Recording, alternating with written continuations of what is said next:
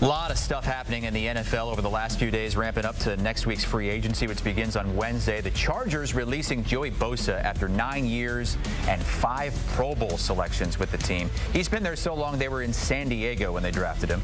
Bosa was due about $12.5 million of a roster bonus on March the 12th. This move's going to clear just over $25 million in cap space for next season. Bosa went over 10 sacks in 2021, but since then, he's really only played about a third of the Chargers' games with injuries. A lot of free agents like Bosa with big names, but do they still have big games to back up those names? Bryant McFadden is going to play name or game beginning with Joey Bosa. Does he have more name, B-Mac, at this point in his career? He's set to turn 30 this summer. Does he still have game? I'll say more name with Joey Bosa than game. And the reason why, you just kind of hit on it, Chris, the inability to stay on the football field, right? The last 3 seasons, he's only made 18 starts. He's been more injured than healthy. And then when he's been on the football field in those starts, only 13 sacks the last 3 years. So I'm not saying that Joey Bosa still doesn't have any production left in the tank. But based on what he's done throughout his 9-year career thus far, being able to establish himself as one of the high-level pass rushers, I side the differ in terms of what I expect to see from Joey Bosa moving forward. That's why I say it's more name than game moving forward with Joey Bosa. He's still in his 20s. His teammate, Khalil Mack, is 34 years old. Is Khalil Mack more name or game? When you talk about being 34 years old, I don't know what your wine of choice is, but, you know, he's aging like fine wine. He's 34 years old, but the thing I like about Khalil Mack, and I think this is more game than name, is his ability to be on the football field. He's basically started every game the last 3 seasons, and outside of that, getting to the passer, 31 sacks in the last 3 years. That's basically double-digit sack seasons the last 3 seasons. That's great production. Yes, he's older, 34, but he's aging like fine wine. Whatever your wine of choice is, that's who Khalil Mack has been, and I think he still has that left in the tank moving forward in 2025. So this is all about game in terms of Khalil Mack. What do you know about wine, B-Mac? Well, you know, most of my friends are big-time drinkers, so I know a thing or two about wine. I don't partake in wine, but I know a little bit about wine, red wine, white wine, depending on what type of meal you're eating, right? Yeah, maybe a little reduction sauce on your Cornish game hen that you order up to the hotel room every Super Bowl. We're talking ages here, and let's go to someone that's about our age. Aaron Rodgers is going to turn 42 next season. For reference, that's how old Tom Brady was his last season in New England. Does Aaron Rodgers have more name or more game at this point? This is more name for me in terms of A-Rod, and when you look at what he did a year ago, I mean, he did give you pretty decent production for the New York Jets. We talk about 28 touchdowns, 11 interceptions, over 3,800 yards throwing, but that did not warrant to wins. Now, this is more name for me because moving forward, do we believe Aaron Rodgers can kind of go back to the Aaron Rodgers of the great times when he was putting on great numbers? No, I don't think so. I think Aaron Rodgers has to be more of a product of everything that's surrounding him than as an individual being super impactful and leading the team based on his individual skill sets, and because a lot of that has to do with father time. You know, having an Achilles injury definitely hurt his mobility in terms of being more athletic, making people miss, and just the age factor comes into play as well. So I think Aaron Rodgers is more named than anything in terms of what his game could be. I still believe he can give you good numbers, but in terms of being the great player that we've once raved about throughout his prime years in Green Bay, I think those days are long gone. So this is more about the name than game. How about a guy that might be joining Rodgers once again, wherever he ends up, Devante Adams, who turns 33 next season?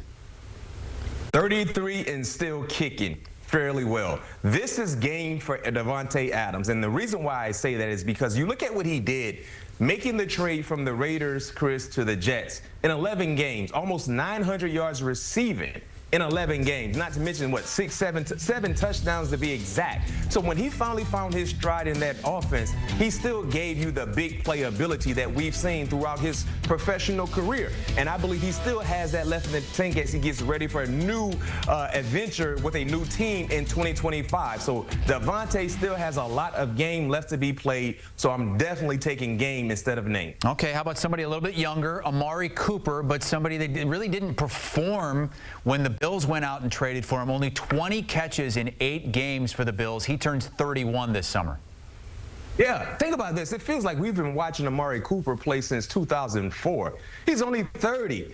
He's been around for a long, long time. He's been doing a fairly good job. But I'm taking the game with Amari Cooper, and here's why. You talked about the lack of production when he was moved to Buffalo. That was solely because of injuries. He wasn't on the football field, and when he was on the football field, clearly he wasn't 100%. This is game for Amari Cooper because his specialty is route running. It's never been about speed. It's never been about a quickness. It's always been about his ability to attack angles and be instinct in terms of his cuts, precise with his cuts. He still has that ability, and he just has to be healthy. And granted, throughout the offseason, one would assume that he will be healthy getting ready for 2025. And if that's the case, you know he can still route up any defender that stands in front of him. That's why I'm taking game with Amari Cooper instead of name. A lot of these guys with big names, free agents, many more are potentially on the trade block, like DK Metcalf, like Cooper Kupp. There's another that's on the trade block right now, not a wide receiver, but a big-time defensive name. Trey Hendrickson, according to ESPN, has been granted permission to seek a trade. Now, he's 30 years old, coming off back-to-back 17.5 sack seasons. I think I know the answer to this, but at this point, if you're looking to trade for Trey Hendrickson, would you say more name or more game left in his career? More game. He was the only bright spot for the Cincinnati Bengals on the defensive side. He led the NFL in sacks last year. And remember, before 2024 kicked off, he made it known he was looking for a new contract. They declined to pay him, give him an extension. Now he just created more financial leverage for himself. So when you look at the teams that could use a guy like Trey Hendrickson, not knowing what's going on with the Chargers, they definitely could use Trey Hendrickson. The same can be said for the Washington Commanders. The same can be said for the Dallas Cowboys, the Buffalo Bills. There's quite a few teams that can utilize a big-time pass rusher like Trey Hendrickson, but with that production, you have to go give him the money that he's looking to receive. So we have to see how this plays out. But one question I have, Chris, in terms of Cincinnati, your defense was already piss poor last year. So you're ready to move on with the best player, the one bright spot on your defense. Well, Joe Burrow, I hope you have that play 60 on warmed up, because you're going to have to score 50-plus to win ball games if you move on with Trey Hendrickson and some of the other players they will lose on the defensive side based on how bad they were last year. Yeah, they tagged T. Higgins. Sounds like they're going to make Jamar Chase the highest paid non-quarterback in NFL history, or at least that's what the team says is going to happen. And now they've granted Trey Hendrickson permission to go seek a trade. What teams out there should be looking for a guy like Hendrickson that might be a Hendrickson away from becoming a Super Bowl contender? Wow, a Hendrickson away from becoming a Super Bowl contender. Buffalo. I mean, I think Buffalo should be in the running for Myles Garrett or Trey Hendrickson, in my opinion. The thing I love about those two players, they look like what they hunt. Meaning the quarterbacks they hunt, 6'4", 6'5", 240, 250-ish, those players look like what they hunt. That's what you want on your defensive side. So if I'm Buffalo, Myles Garrett is my 1A, Trey Hendrickson is my 1B.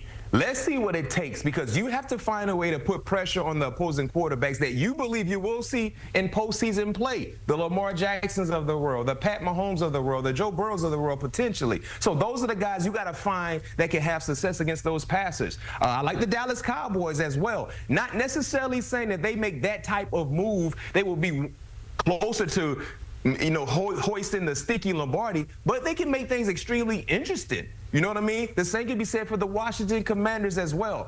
Pass rushers, they're at a premium, Chris. If you're a team that has any playoff aspirations and these players are available to you, you have to at least see what it will take to try to get close to hoisting a sticky Lombardi. And oh, by the way, Chris, I'd be remiss if I don't mention the Philadelphia Eagles. One thing about Howie Roseman, he's like the mad scientist. He looks so innocent, he's so calm, but he causes chaos in terms of free agency and making significant moves. So you can never overlook the Philadelphia Eagles. They've already been associated with the Myles Garrett potential opportunity. I wouldn't be surprised if they can't go get Myles Garrett, maybe trying to go land a guy like Trey Hendrickson to add to what they already have on the defensive front. Re-signed Zach Bond yesterday in that linebacking core. If you're the Bengals And you said it. I mean, what do you have on defense, right? You're going to have to score 50 points a game if you don't have Trey Hendrickson.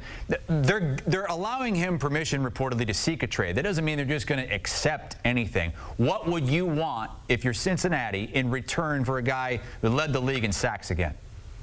Well, multiple picks. You said it. He's 30 years old, so he's closer to the end than the beginning. But yet and still, he's still a serviceable guy. So multiple picks, maybe including a second-round pick. See, the thing is for Trey Hendrickson, you have to see what the compensation is for a guy like Myles Garrett in return to Cleveland, because he is below Myles Garrett in terms of the pecking order. So if you're Cincinnati, you can't just outkick the coverage, because Trey Hendrickson is a great player, but Myles Garrett is a greater player. So you can't really make it too difficult. You have to understand and see what the market is for a guy like Myles Garrett and what the Browns would want in return for his services. So me personally, multiple picks, maybe best case scenario, second rounder, but clearly at least a third rounder along with something else would be feasible, I think, for what he could do for the new team he's a part of. This is going to get dicey. It seems like every day, Chris, we're getting new news coming from the NFLs in terms of the draft, in terms of veteran, and like you mentioned, free agency is days away. So you think we're heating up right now, you might want to get the microwave ready and warmed up, because it won't be a crock pot type of offseason in the NFL. It's going to be a fast burner with the NFL in terms of offseason news.